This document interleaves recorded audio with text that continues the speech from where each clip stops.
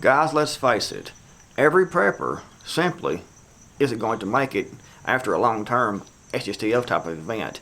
You have to have the right thought process, you have to have the right mindset to survive. And there's actually 10 thought processes or plans of action that will actually decrease your chances of survival.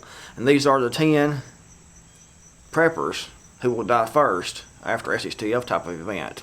The first type of prepper is the head to the woods to live type prepper. When we all start out prepping, this has probably crossed all of our minds when we start out prepping. Because it's a natural human instinct to run away from danger. You see danger, you run away from danger. And the most logical solution to most people, especially when starting out, is to run away to the forest, to the mountains, to the desert to live, depending on your location, of course. And while that might work fine for a week, maybe 2 weeks, or even a month, if you've planned well, have a well-stocked bug-out bag, and have caches of survival supplies and food located in the area where you plan to run off to. But long-term, you're not going to make it. 6 months, a year, trying to live off the land in the forested areas, in the mountains, in the desert, wherever you're at, you're simply not going to make it. Even the Native Americans had villages. They had a tribe that they worked with, and a tribe to work together to survive.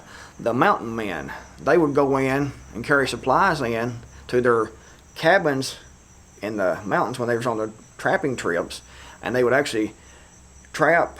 They'd carry their supplies in, they would trap, and then they would leave and go back to town to sell their furs and to get more supplies. They didn't simply just run off with what's on their back and survive in those circumstances for years, months or years, or even a lifetime.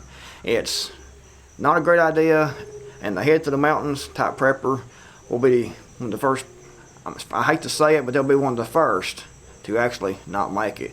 Most likely they will die of hypothermia, they will die of starvation, they will die of thirst, or even more likely is they will be passing by, someone else will be trying to do the same thing they're doing, or there's someone out in the forest trying to kill a deer, a squirrel or something to get a meal. They'll be passing by, someone will see them, they won't see that someone will go pop, and that prepper will be dead, and they'll come along and take that prepper supplies. It's not a good plan, guys, so don't think that you're going to bug out to the woods, the mountains, the forest, the desert to live long term. It's not a good plan, and it's simply not going to work. And that will be one of the first type preppers to die in a long-term SHTF type of event. The next type of prepper that probably won't make it is I have a bug-out bag, but no place to go. We all know this type, or we've met this type, or at least I have anyway, especially even the situation I'm in with the YouTube channel and the website and things. You hear a lot of people talk, you read a lot of comments, you see a lot of things, and you figure out what people's thinking. And a lot of people, they think they can have their bug-out bag, and that's all they need. They'll have their bug-out bag packed, but nowhere to go. Bugging out can be an option if you have a place to go. If you have a ready-made, set-up retreat to go to, having a bug-out bag to get you from point A to point B can definitely work, and that's definitely an option, especially if you live in more urban, unsafe type locations. You can bug out to your bug-out location, take your bug-out bag that's packed and ready to go with everything you need to make it from this point to this point, and bug out to that location.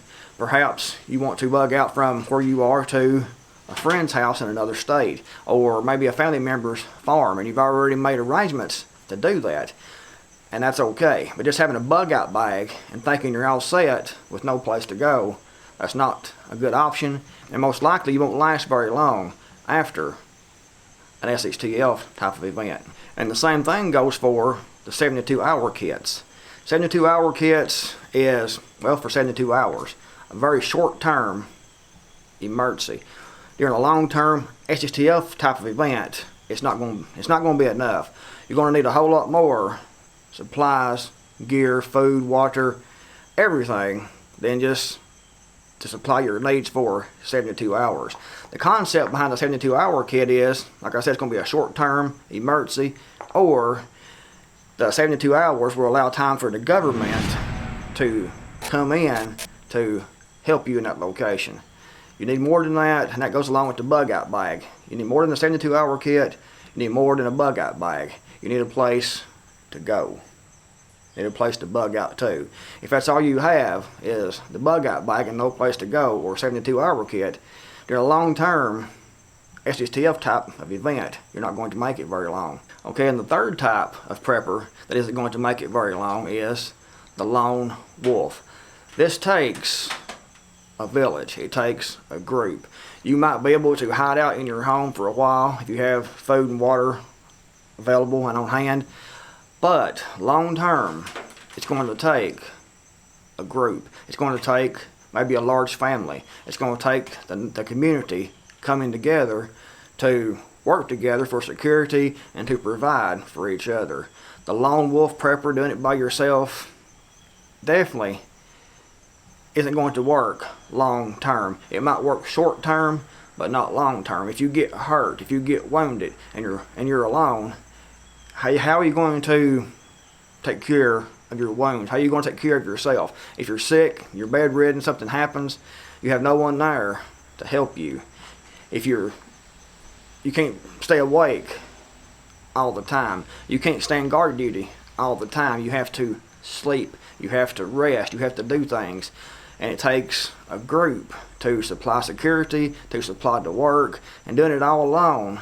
All the repairs on your retreat, the gardening, taking care of the animals, taking care of your own medical care, your own security. It's tiresome even with the group. Trying to do it all by yourself is definitely going to be difficult.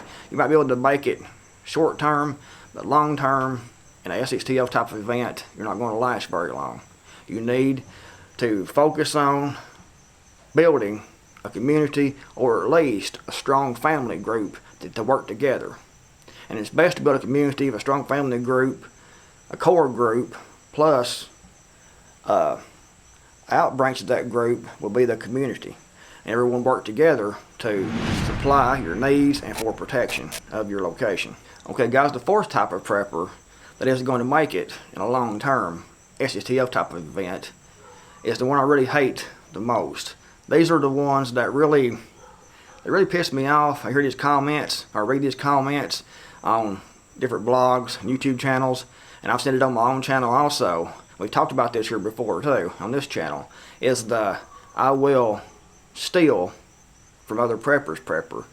This isn't really a prepper in my opinion, but they think they are prepping because they have guns and they have ammo, and that's pretty much the extent of their preps. So they think that with their guns and ammo that they will target other preppers and just take what someone else has done. I mean, they have the mindset of, why should I do anything? Why should I go out and spend this money? Why should I build this infrastructure when I can just go kill someone and take what they have? It's not going to be that easy. Preppers have put a lot of thought into what they're doing. They put a lot of thought into their security. And if you do this, or your plan is to do this, first you have to know where the preppers are. Then you have to be able to take what the preppers have. And if it's a lone prepper, it might be easy to do that, but if it's a group, if it's a community, if you set up everything, you set up their security correctly, it's going to be hard to do, and most likely, if you try that, you yourself will be the one that will be strung up by your feet in the middle of town as a warning to others who have the same type of idea. If you want to be a prepper, if you want to prep, then you need to get off your rear end and stop thinking you're going to take your guns and take what someone else has worked for. You need to do something for yourself and plan for yourself and for your family, because trying to steal from others, you're not going to last very long, or at least I definitely hope you don't. And the fifth type of prepper, and one I've seen a lot here recently, is what I like to call the government is my friend type of prepper. These preppers think that they can vote their way to the outcome that they want, and they also think that the government has their best interests at heart. The government, whatever they do, they're putting the people first, and they're doing everything they do to protect and to help you. And that couldn't be further from the truth. The federal government and most state and local governments, but especially the federal government, couldn't give a crap about you, about your family, about anything. They want your tax dollars, they want power, they want control. They are power hungry dictators for the most part, or dictators want to be for the most part. And thinking that everything they tell you is true, thinking that they have your best interests at heart, and everything they are doing is to protect you and your loved ones, is foolish. And if you think that way, you're not going to last very long. You have to have critical thinking to be able to see what's actually going on. So, know, and don't fall into the trap of thinking that the government is on your side. The government is on the side of government. They're like every other government. The United States government is like every other government. They want more power, more control, and to take more from you. And that's their main goal. As far as helping you, they could care less about you. They want control and power. And that's all they want. Control, power, and every resource you can give them in return and give you less back. Everything they do to supposedly help you is somehow for the benefit of the government or the collective. Know that the government is deceitful, and the government will use you for everything they can use you for, and try to gain as much power and control over you as they possibly can. And number 6 is preppers with normalcy bias. They think that when things change, when the collapse happens, they will have this normalcy mindset, and they will think that things are still the same, and they can still act the same. They can still treat other people the same as they do during good times. They have a normalcy bias, and they think everything is going to be all right, and they think that it's just temporary, and they think that they can keep acting during the SHTF type of event the same as they acted before, because they think that things are still normal, and they don't realize how much things has actually changed. So they will trust people more. They will take chances. They will take risk, when in reality they should realize that things aren't the same. Things are different. You need to get rid of the normalcy bias and realize that things are not as they were before. You need to plan and think accordingly and get rid of that normalcy bias, especially after any type of SHTF type of event happens. And number 7 kind of goes in with number 6 of the prepper with normalcy bias, is the indecisive prepper. You'll be indecisive if you don't realize that things are different. So you will be making decisions, or lack of decisions, based on what you thought is normal in the past. So that leads into normalcy bias. You need to be able to make decisions right now, because during and after an SHTF type of event, you need to make quick, decisive decisions. You can't be sitting around thinking for several days, should I do this? Would this be the best thing to do? What would happen if I did this? Or maybe if I did this, what would happen? You have to learn to make decisions quickly. You have to be decisive. You see an obstacle that needs a decision to move the obstacle, and you make the decision to do it right now. You don't take several days, several hours. You might think it over for a few minutes and come up with a decision, and pow, you've done the decision. You need to be decisive. Being indecisive will get you killed. That is like if someone is trying to attack you and you're indecisive of what to do. Should you defend yourself? Should you run away? You need to make the decision right then. You don't have time to wait. You don't have time to think about it. You don't have time to be indecisive. You have to be decisive, get things done, make choices, make decisions. And number 8, we've all seen these guys in the comments of YouTube videos, of prepper type videos on YouTube.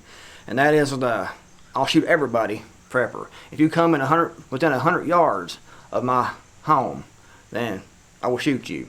I will shoot everybody that comes around. Anybody that comes up, anybody knocks on the door is going to be shot, going to be dead. We've all seen those people. And that is a decisive mindset, but it's not a good mindset, because different circumstances will warrant different actions. You need to make different decisions. You can't just shoot everyone that comes along, because there could be consequences. What if it's not a major SHTF type of event? What if it's just a local event that happens in your area, and you end up, someone comes to your door, knock on your door, and you blast them? You know, you're going to be held accountable when everything gets back to normal. And even during a long-term type of event, if you start just shooting everyone that comes around, then the word's going to get out, and people are going to come looking for those people, their family, their friends, anybody that might be still yet any type of authority type figures or government that's still left over are going to come looking for those people. They're going to come to bring justice to you. Are you going to shoot everyone? That's not, and that seems like it's the plan for some people. You have to make decisions based on the circumstances. You can't just plan on shooting everyone. It just simply doesn't work that way. And if your mindset is like that, then you're not going to last very long. What if the person that you shoot was unarmed? You know, what if they was coming and they actually had skills to be able to help the community, to help your group, to help you, and you just simply, as soon as you see that person, shoot that person? It's not a good plan, and it's not going to work long term. It won't work even short term. It might buy you a couple of hours after you shoot that person or something, or a couple of days, but it's not a good idea, and I don't recommend anyone having that mindset. Because guys, you have to know when to defend yourself with deadly force. You have to look at the situation, you have to look at what's going on, you have to look at what's going on outside your area, you have to look at what's going on in your area, you have to look at what's going on right now when the event is happening. You have to make decisions based on the situation right then. You can't just have a general plan to kill everyone that you come in contact with after a SHTF type of event. It's not a good plan, and if that is your plan, you're not going to last very long after an SHTF type of event. And number 9 is what I like to call the Rambo prepper. These preppers think that they will be in a constant firefight all the time. It's going to be constant running battles. They're going to need 50,000 rounds of ammunition for each firearm. They're going to be in a constant gunfight. They're going to be running and gunning all the time. And they fail to realize that those bullets, if that actually was the case, they're running and gunning, they're in a constant struggle, they're in a constant gunfight with other individuals and other groups. They need to realize that those bullets go both ways. And they think that it's like it is in the movies. It's like Rambo.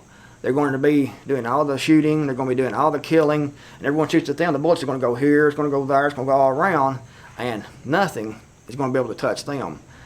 It's a fantasy. You need to stop watching movies if that's your mindset. Movies are okay if you have enough sense to watch the movies and realize it's not real life. But if you're planning on being a Rambo type or a Rambo prepper, then you're not going to last very long. If you start shit, then the shit will come to you, and it might end you in the process. So don't plan on running and gunning, being in constant shootouts. You need to plan to avoid shootouts, gunfights, if at all possible. You need to be able to protect what you have, protect yourself, protect your family, your group, and your community. But if you can avoid a gunfight, then avoid it. You'll live a whole lot longer, guys. There's no shame in easing away from the fight, especially if you don't know you're going to win that fight. And there's actually no way of knowing 100% that you're going to win, because you might not. Okay, guys, and number 10 is the buy your way to salvation prepper. These are the preppers who think that they can survive if they spend enough money. Now, granted, if you have bukus of money to go out and buy preps, food, and gear, it will increase your chances of survival. But you also need skills. You need to know how to use what you have. And a lot of these people who think that they can buy their way to survival is they will go spend thousands of dollars on gear, food, weapons, firearms, and just put those back and never use those. The guys that has the $300, $400, $500 knives that have never been out of the box, never been used.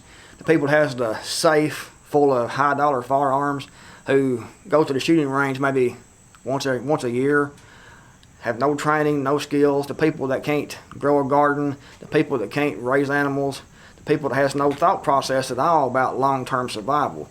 Their survival plan is to simply buy, and they think that by buying comes salvation.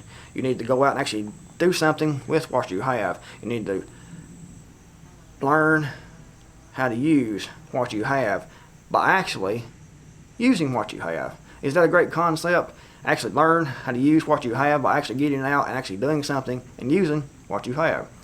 So don't think that you can buy your way to survival. Spend thousands of dollars and stockpile this building full of gear, and you're going to be okay.